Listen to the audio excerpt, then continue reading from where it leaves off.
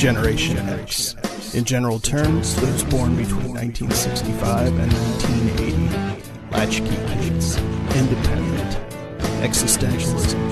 Modern philosophy focusing on personal experience, human ability, and responsibility in an otherwise meaningless universe. We're the cause. This is the effect. We're the Gen Existentialists.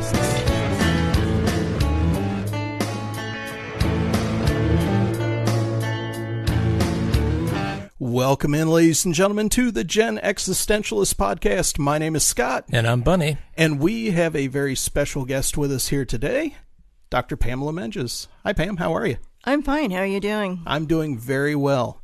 Give us a brief introduction. Everybody knows Bunny and I, but since you're our special guest, tell us a little bit about yourself. My improbable background. Yes. Oh, okay.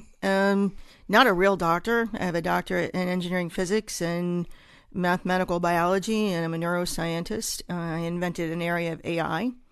I started my career at Los Alamos National Laboratory, and strangely enough, I went to nuclear weapons school. So I have a very strange background. But that's awesome. You sound like the kind of person that should have a podcast focused on like science and philosophy and things like that. Well, I'll tell you what, I've done a lot of radio tours over the years, mostly for sustainable and green energy and trying to improve our infrastructures. And, you know, there's a whole issue of the philosophical foundations of what we're trying to do in sustainability. And I thought maybe we could talk about that today. We can. Or anything else. So what if we let you drive the questions then? As Ooh. in you ask questions, Bunny and I give our answers, and then you kind of top it off. That would be great. So what do you think of our movement to sustainability? I think that it is very much a chimera at this point. It's something that is talked about more than done. There's very little actual activity. I don't think very many companies are worried about sustainability as much as they are worried about looking green and being able to tell shareholders and customers that we're trying to do things like this. We're trying to be carbon free by 2050 and things like that, when there's actually nothing real going on behind the scenes. If there were, you would see companies putting wind turbines up on the corners of their buildings. You would see companies investing in solar panels for the roofs of their companies to try to get away from coal power and things like that. And you just don't see it. I work in an industrial park every day. There are no companies that are doing that. So when I hear sustainability, to me, it smacks of hypocrisy. Bunny? You're telling me that my carbon offset business that I just started, where people pay me to plant a tree or two, isn't going to be sustainable in the future? I think that's a great business to be in, because it's what most companies are looking for. That's true. Like. P&G should send me some money so I can plant a couple of trees in my backyard for them. It'll save everybody all the trouble and belly aching.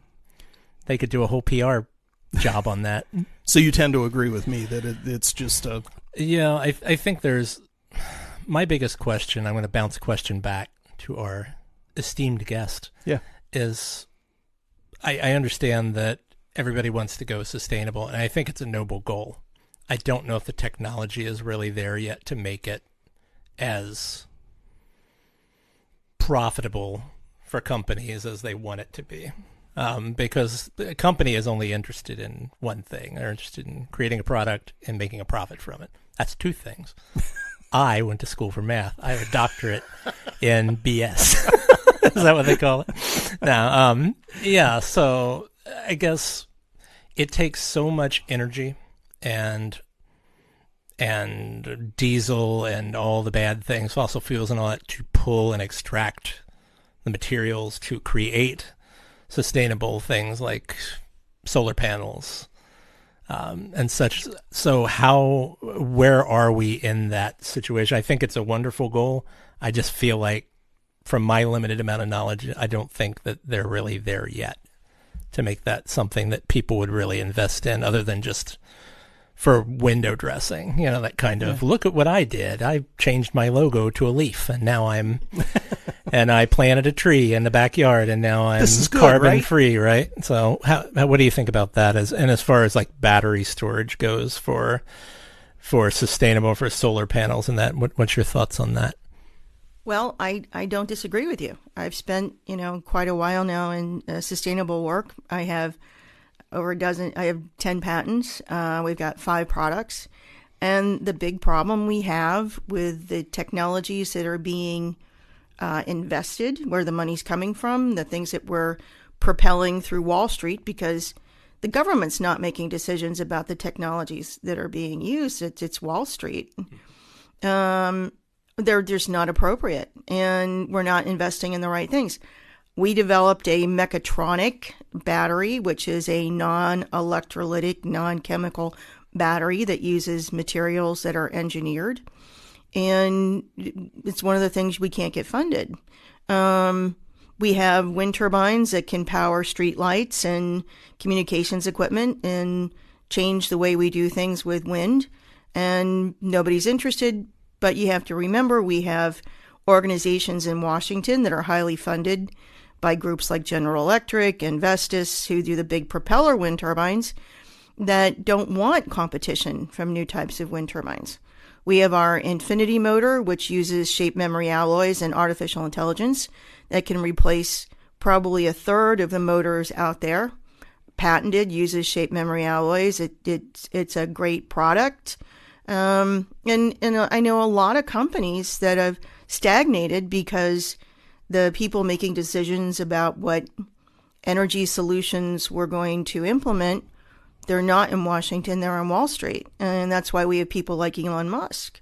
Everybody thinks he's a great guy. Well, he's good at buying things, but he's not really good at integrating new concepts. And we need to walk away from profit-driven concepts and create new levels of scientific and technological literacy in Washington. Congress is not doing a great job. The other part of that is, like you're saying, okay, sustainability. Well, what do we mean by that? That's the big problem. From the life cycle perspective is what you were talking about in terms of batteries and how we, acquire new materials to build things. Well, we're doing a really lousy job there. And the future of energy storage is not in electrolytic batteries. We have the ability to use materials that are a lot less damaging to the environment, and we need investment in those materials.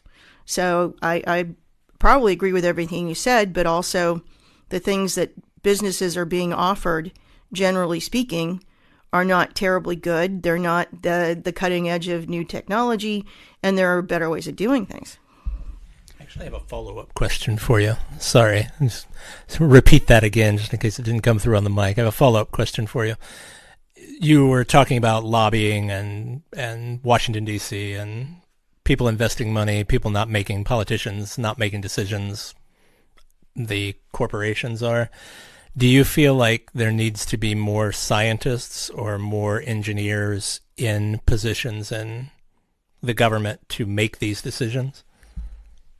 Sure. Well, that's part of it. I mean, I started my career at Los Alamos National Laboratory. At the time, it was the foremost scientific laboratory in the Western world. And we have an excellent national laboratory system in the U.S.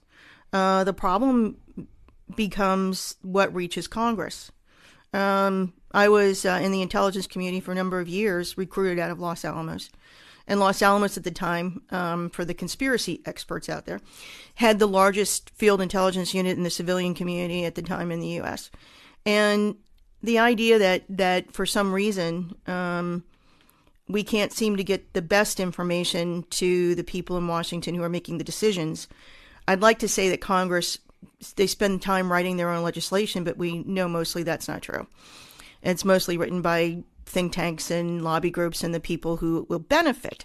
But we have excellent people in our infrastructure, in our laboratories, in our federally funded system that can tell you exactly the same things I'm telling you, and there's just no reason for it not to reach members of Congress. I mean, I was in a national policy integration office with a military group for one point in time for a change of station, and I suddenly realized that all this information has to go up through what we would call the government asshole to reach the head of the government in order for them to make good decisions. And a lot of the times, the people who are sending the information up aren't making the best decisions on what information to send. I think one of the things that everything you both have said over the last few minutes points out to me is that you go back to the late 70s, like the oil crisis, and people with mile-long lines at gas stations and things like that. We knew that there were problems then, and we did nothing to rectify it. We knew there was an issue, and it's only gotten worse and worse. We knew we needed some sort of renewable energy. We didn't work on it then. We could have been the world leader in all this stuff if we had stayed there. But you had that, ignoring the problem. 1980, you get Reaganomics, manufacturing starts leaving, going overseas. Suddenly, you get to the 90s, we don't have the ability to create any of this stuff to manufacture it here. We became a completely consumer nation, and that's pretty much what we are now. And it all goes back then. And I know I have a tendency, Bunny knows this, to blame Reagan for everything. Well, it wasn't just him, it was the entire party at that time. He was a figurehead. I think saying we is too much of a blanket term. We were just talking about blanket terms earlier, where it's like, we as a nation, we as a nation. There's obviously entire groups of scientists, engineers, theoretical physicists, everybody else out there working towards something sustainable, working to solve these problems in the background, but they're not getting the attention. They're not getting the funding. It's not entertaining for people to hear about it. Like the average public, Joe Public, doesn't get to vote on these things, which I think is a problem. Yeah. That we don't even get to vote on our own policies half the time. Right. So even if you had the opportunity to vote, I don't think certain topics are very entertaining to, Susie Sixpack and Joe Ham and Eggs. Sorry, out there, they're just too busy trying to survive. Exactly. Yeah. I mean, we're too busy trying to survive. As much as I would like to be involved, as I would like to, try to help change things. Yeah. There's no place to go to try and help make that happen. There's nobody that's going to listen. You can write letters until, your fingers are raw. You're going to get a form letter back from your senator or representative's office. Nobody's really going to read it and pay attention. You're not going to change somebody's mind. It's kind of like signing a petition or doing a march. It's cool. I'm sure it makes you feel good. Does it actually create change? In general, no. And sometimes you just want to scream from the rooftops, and that's basically what that is when you protest, you march. It's cool. I got no problem with it. But, if you really want to affect change, go sit on the steps of City Hall. Don't stop traffic out in front of City Hall. Stop the mayor from getting to their office. Stop the people that can actually do something. You end up on a list. And that's fine. But really, what good has it ever done to blockade traffic and shit like that? Here's my thing. When we always get into these political discussions, now that I have someone sitting directly next to me who actually has had experience in this world, I don't know how much of a dullard I sound like when I'm giving my political opinion on things, because I'm not really politically active. I don't roll in those circles. And the scarier thing is, she said she worked in the intelligence agency. Am I on a list? No list. No bunnies. Or are you just not allowed to tell him that he's on a list? No. Still on the Christmas list? Yeah, Santa. No, but the problem, and this is the part that, a lot of people like me are so frustrated, is that this is the United States. We can do anything we want. We invented most of the base technologies that are allowing other countries to do things that we should be doing. Yep. And honestly, people forget that this is America and we can do anything we want. We have the capacity, we have the wealth, we have the people, we have the talent, but we don't have the leadership. And that is the core issue of the problem. We have people in office who are there because apparently they're benefiting some very wealthy people. They're benefiting specific interests. And what makes me angry, like when the Greta chick from Sweden started her tours is that, yeah, I know. It's like, Jesus Christ. You know, we were saying this stuff back in 92. We have to change things. And we ended up with scientists like Carrie Emanuel from MIT going, oh, it's getting hot, hot, hot. And I'm going like, no. Thermodynamics has two sides. And now we're finding out that the oceanic jet stream in the North Atlantic is slowing down. And last time that happened, we had the Maunder minimum, and the United States was created. So we're looking at some really dynamic weather over the next 10, 15 years. And not to mention the fact that, well, we're on cable and your Wi-Fi. The reality is we got an X2 flare headed at the Earth right now, which means it's going to disrupt radio for a couple days and cause a geomagnetic storm. And if this plays in a week or so, I'm sorry, we'll just pretend it wasn't last week. But yeah, this will probably air in like mid to late March. So what Pam just talked about probably already happened. It already happened. And you heard it here first, but afterward. Yeah. So, you know, it's just, you know, trying to get people in leadership to take responsibility for what they're actually doing. But most leaders, quote unquote leader, I don't even like using the word leaders. When I talk about the politicians and people we're talking about, they're representatives. Yeah, they have officials. constituencies that they should be representing. They're not leaders. You know, there aren't many people in the world who are leaders. There aren't many people that I would follow. It's just kind of the way it is. There are sometimes people I have to follow. I have to follow my supervisor, people at work, stuff like that. But for a change to try to make things happen, it's not going to be somebody that probably dresses up in a suit to go to work in an office every day. It's going to be somebody that gets their hands dirty, knows how to actually do things. I mean, you need those people. You need diplomats, but come on. Well, I think a leader can be anybody, really. It can be anybody from a religious official to a farmer. It just depends on what their intentions are and what direction they're going in. Do you want to follow them in that direction? No. No.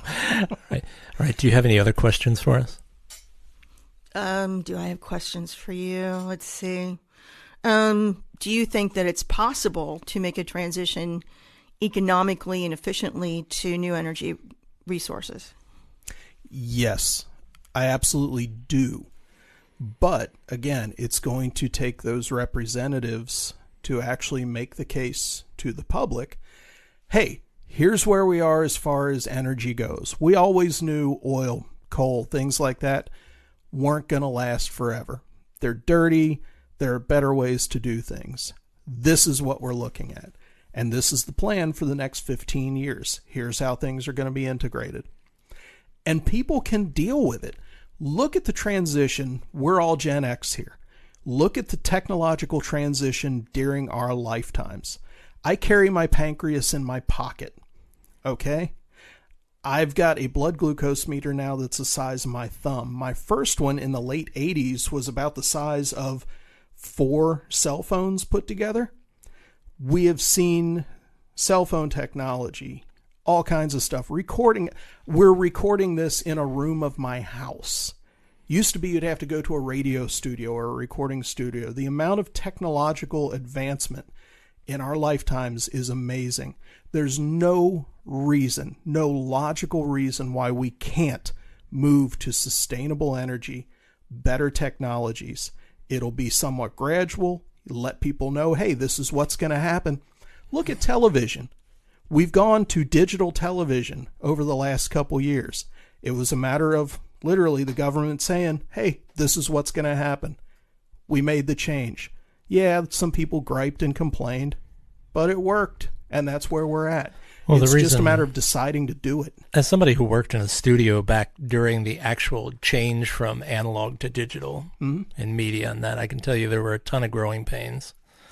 But and the there thing always is, will be. Yeah, the thing is, with sustainable energy, I think our guest said it best when she said, we're American, we can do anything we want. Yeah. Which is true. I mean, I know there'll be some people out there blanch when they hear that, but it's true.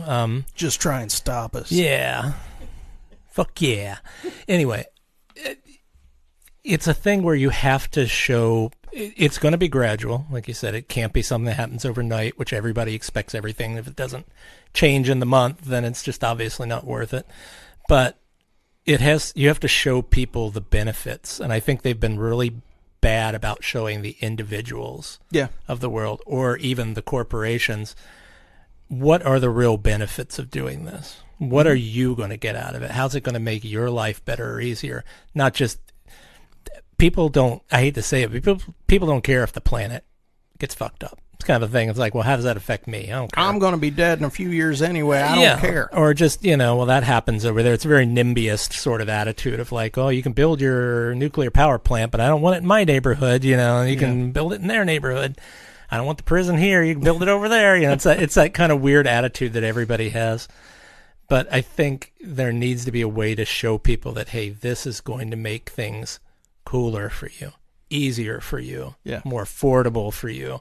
And they are not really doing that. Like still right now, people are always trying to sell you on, well, put solar panels on your house and it'll bring your energy down over 60 years or something. We need some hotshot like New York ad executives to like jump on board with this hurt. And start pushing it. It wouldn't hurt because you have to speak to the people.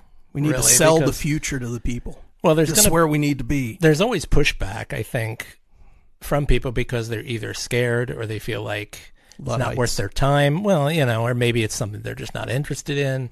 Maybe you realize, well, I'm going to have to overhaul my 100-year-old house to try to fit this technology, and it's just not going to work. You should have done it already. This house has been in my family for years. Everybody comes from a different We've had situation. Lead pipes since I don't know when. I'm telling you, that's how I got the web feet. So it's all good. That's how we get our family trademark web fingers. So, I think there just needs to be a better way to sell it to the people of the world. And it has to be a benefit. It can't just be like, oh, well, that little village in Africa is going to have free water. They're going to be able to pump their own water with this solar still. And everybody's like, well, that's great and all, but how does it affect me? It's got to be something that you can bring home locally. How is it going to benefit us here locally? Absolutely. I would agree with that. Yeah. Well, I think the other part of this is making people understand if they can control their energy, they can control their future. Yeah. And everything we're trying to do right now with electric vehicles and AI and everything, unless we have a lot more power that's locally generated and able to support those applications, there's no way we can do it with what we have. Right. And even Sam Altman said, oh, don't worry about it. We don't have enough energy to worry about an AI apocalypse because we can't power it. And that is the crux of the problem. So, I've had that kind of thought, that kind of daymare that, AI is already here. Skynet is already here and it's waiting. It just realizes we don't have the infrastructure. We're just going to wait. We're going to wait until the humans build the structure that I need, and then I'll take over. I think that is something that I find, the good doctor just mentioned this, where it's like you need to generate your own energy. You need to be able to have that autonomy. Americans love individuality. They love to be able to say, oh, I did this. This is my little piece of land. This is my little I want to be like everybody else. Well, the thing that bothers me the most is that everybody that has a home has a yard, which they could put a garden in. Everybody who has a home has enough room that they could put a little wind turbine. They can put solar panels on their home or stick them in their yard or whatever. If everybody did that, and like you mentioned, if you had local grids as opposed to one big giant grid, in town that's going to be, fall apart one day and then everybody's going to be up a creek. We have the space and all that. Just make it affordable and make it, you almost have to change the zeitgeist of the culture to go back to a way where it's like, okay, so victory gardens are kind of cool again, and canning my own stuff's cool again. I can make my own honey. I can make my own energy. I can make your own honey. I can. How can I? Tell me more. I would hire some bees. I would hire some bees. You're special. The thing I think is really important, and this is the part that I'm confused about, is that people can actually really build houses. I mean, there shouldn't be a house today built in America that's on the grid. And that's a radical thing to say, but it's also reality. We can do some basic changes in the way houses are being built and materials being used. And by the way, they would cost less, they would last longer, be lower maintenance. And there's absolutely no reason for any residential building to be on the grid at this point. But isn't it actually law in most places that if you build a new building, it has to be hooked up to all the local utilities? I think it depends on some of the local rules. Where I live in southwestern Ohio, we can now take our houses gray water. Really? Yes. And I'm doing that this year. And when I build my new garage, I'll put about 6 kilowatts of electricity on it. And based on our latitude, which is our air mass, I'll be able to probably generate about 2.5 kilowatts on a regular basis during daylight hours for electricity. I use about 900 kilowatt hours of electricity per month, which, by the way, is about a fourth of the average American house.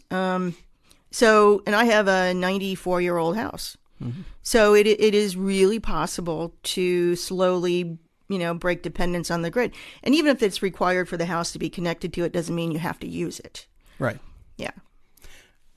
That's about going to do it for this episode. Pam, do you have a website or something people can go to learn more about you and some of the stuff we've been talking about? Sure. Our corporate website is starsailor.energy.com. Star, sailor, like a sailor on the waves, starsailor.energy.com. Very cool.